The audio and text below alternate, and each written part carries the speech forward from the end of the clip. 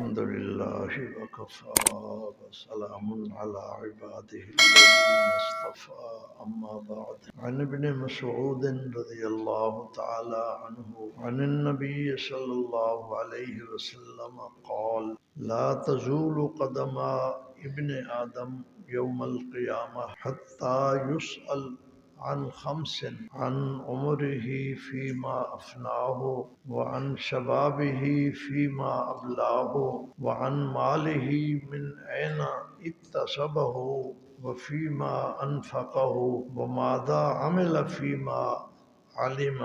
رواہ الترمذی۔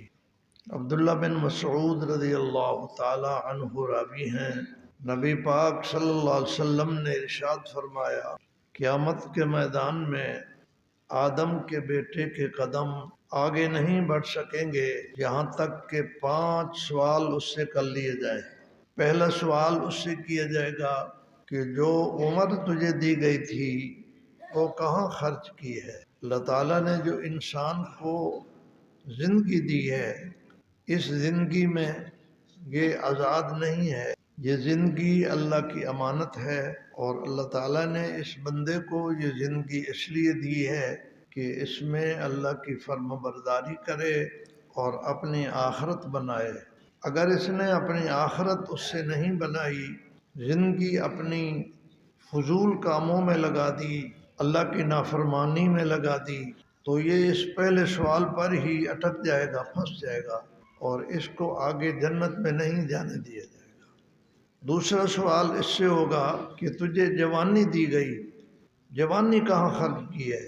شباب، اللہ تعالیٰ نے جو بھی انسان کو زندگی دی ہے یہ ساری قیمتی ہے، لیکن خاص طور پر شباب، اس لیے کہ جوانی میں آدمی جو چاہے کر لیتا ہے، عبادت کرنا چاہے، اللہ کی مخلوق کی خدمت کرنا چاہے، علم حاصل کرنا چاہے، سب کچھ کر سکتا ہے، جوانی میں کوئی رکاوٹ نہیں ہوتی۔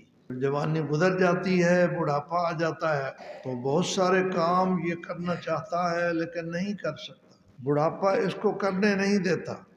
تو شباب اللہ تعالیٰ کی ایک خاص نعمت ہے جس کا سوال ہوگا اس آدمی سے کہ خاص طور پر جوانی کہاں گزاری۔ اگر اس کا صحیح جواب نہ دے سکا تو یہاں پھنس جائے گا۔ تیسرا سوال اس سے اس کے مال کے بارے میں ہوگا کہ کہاں سے کمایا۔ مال کمانے کی اس کو اجازت دی گئی تھی، لیکن مال کمانے میں ایک شرط لگا دی گئی تھی کہ حلال کمائے۔ اگر اس نے کمانے میں یہ شرط پوری نہ کی، اللہ تعالیٰ کو جواب نہیں دے سکے گا۔ کون سا طریقہ کمانے کا شریعت میں جائز ہے، کون سا طریقہ جائز نہیں ہے، یہ علماء سے پوچھنا ضروری ہے۔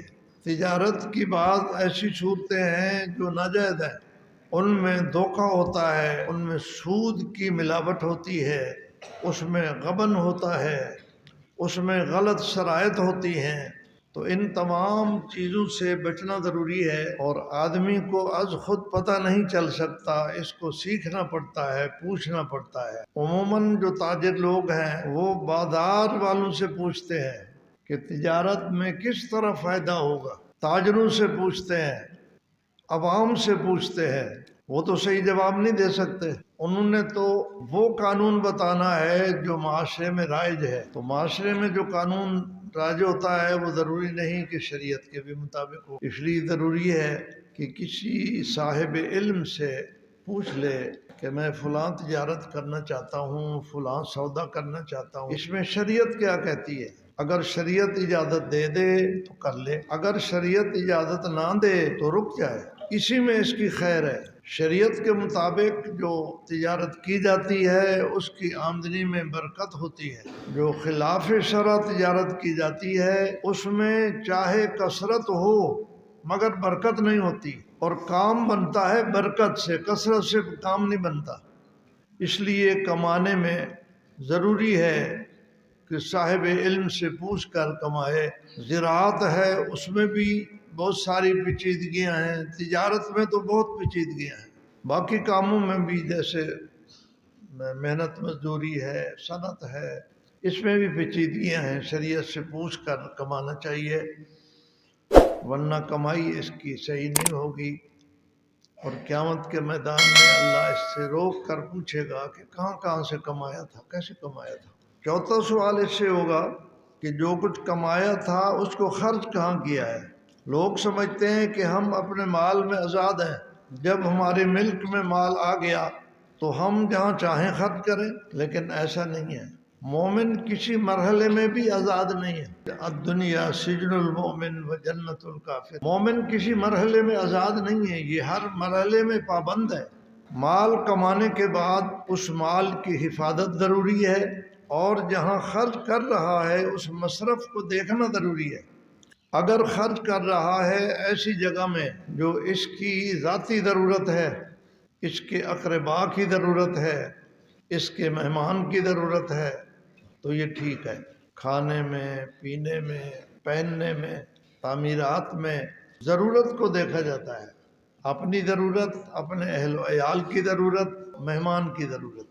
اگر یہ ان کی ضرورت کے مطابق کام کر رہا ہے، کھانا تیار کر رہا ہے، لباس تیار کر رہا ہے، مکان تیار کر رہا ہے، یہ پیسہ خرچ کرنا اس کے لیے درست ہے۔ اسی طرح ایسی جگہ میں خرچ کر رہا ہے جس سے اس کی آخرت بن رہی ہے، یہ بھی اس کی ضرورت ہے۔ غرباء پہ خرچ کر رہا ہے، کسی دینی کام میں خرچ کر رہا ہے، مسجد میں لگا رہا ہے، دینی تعلیم میں لگا رہا ہے، محتاجوں اور غریبوں کو دے رہا ہے، اس سے اس کو آخرت کا فائدہ ہو رہا ہے، اس کی آخرت بن رہی ہے۔ تو پیسہ خرچ کرنے میں اس کا جائزہ لینا ضروری ہوتا ہے کہ اس سے مجھے دنیا کا کوئی فائدہ ہے یا آخرت کا کوئی فائدہ ہے۔ اگر ان دو میں سے کوئی ایک فائدہ ہو تو ٹھیک ہے خرچ کرنا، اگر ان میں سے کوئی ایک فائدہ نہیں ہے، نہ دنیا کا فائدہ ہے نہ آخرت کا، تو یہ اسراف ہے، یہ خرچ کرنا اس کے لیے جائز نہیں ہے۔ اور اگر خرچ ہی گناہ میں کر رہا ہے تو اسراف سے بھی آگے بڑھ گئی بات۔ گناہ میں خرچ کر رہا ہے، جس کام کو یہ کر رہا ہے وہ گناہ کا کام ہے، اس میں پیسہ لگا رہا ہے، سینما بنا رہا ہے، شراب خانہ بنا رہا ہے، کوئی ایسا کھیل کا میدان بنا رہا ہے جس میں خلاف شرع کھیل کھیلا جائے گا، کوئی کھیل کے آلات خرید کر رہا ہے جو خلاف شرع کھیل ہے، گانے بجانے کی محفل قائم کر رہا ہے، اس پر پیسہ لگا رہا ہے، یہ تو گناہ کی محفل ہے ساری۔ لیکن کبھی ایسی جگہ خرچ کرتا ہے کہ وہ گناہ کی محفل تو نہیں ہوتی، لیکن اس سے نہ دنیا کا فائدہ ہے نہ آخرت کا فائدہ ہے، یہ خرچ کرنا بھی غلط ہے، اس کو اسراف کہتے ہیں۔ اس کے لیے قرآن نے بڑا سخت جملہ بولا ہے، ان المبذرین کانوا اخوان الشیاطین، کہ فضول خرچی کرنے والے تو شیطانوں کے بھائی ہیں۔ تو شیطان کا بھائی بننا یہ کوئی نفع کی چیز ہے؟ انتہائی خطرے کی بات ہے شیطان کا بھائی بننا۔ ان المبذرین کانوا اخوان الشیاطین، اس لیے اسراف بھی جائز نہیں ہے جس میں نہ دنیا کا فائدہ ہو نہ آخرت کا فائدہ ہو۔ شادی کر رہا ہے اور اس کے اوپر پٹاخے بجا رہا ہے، یہ اسراف ہے۔ بعض دفعہ تو یہ گناہ میں بھی شامل ہو جاتا ہے کہ اس سے اگر کسی کو ایذا ہو رہی ہے تو یہ گناہ ہے، حرام ہے، ناجائز ہے۔ بعض دفعہ گلی میں پٹاخے بج رہے ہوتے ہیں اور پڑوس میں کوئی صاحب سویا ہوا ہوتا ہے، اس کی نیند کھل جاتی ہے، کوئی بیمار پڑا ہوتا ہے، وہ بے آرام ہو جاتا ہے۔ اگر کسی کو نقصان پہنچ رہا ہے اور ایذا ہو رہی ہے، یہ تو حرام اور ناجائز کام بھی ساتھ شامل ہو گیا۔ لیکن اگر ایسی کوئی بات نہیں ہے، کسی کو کوئی نقصان بھی اس سے نہیں، اس کے باوجود یہ اپنے پیسے کو آگ لگا رہا ہے، تو اپنے پیسے کو آگ میں جلانا اور آگ لگانا یہ اسراف ہے، اور یہ جائز نہیں، حرام ہے اسراف۔ تو یہاں اس کو روکا جائے گا کہ جو پیسہ کمایا وہ کہاں خرچ کیا بتاؤ۔ اگر صحیح جواب نہیں دے سکے گا تو یہاں پھنس جائے گا۔ پانچواں سوال اس سے یہ ہوگا کہ جو علم پڑھا اس پر عمل کتنا کیا، ماذا عمل فیما علم۔ تو یہ 5 سوال جب تک نہیں ہو جائیں گے ابن آدم کو آگے نہیں جانے دیا جائے گا۔ اللہ کے نبی کتنے مہربان ہیں کہ وقت سے پہلے زندگی میں اپنی امت کو خبردار کر دیا۔ اگر پتہ ہی نہ ہو اور آدمی وہاں پھنس جائے، بڑا افسوس کرے گا کہ مجھے کاش پتہ ہوتا دنیا میں تو میں ان 5 سوالوں کے جواب تلاش کر لیتا۔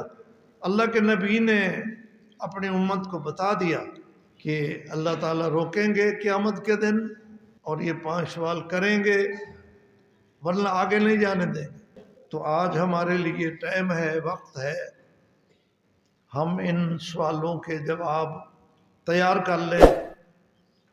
اللہ ہمیں اس پر عمل کی توفیق نصیب فرمائے۔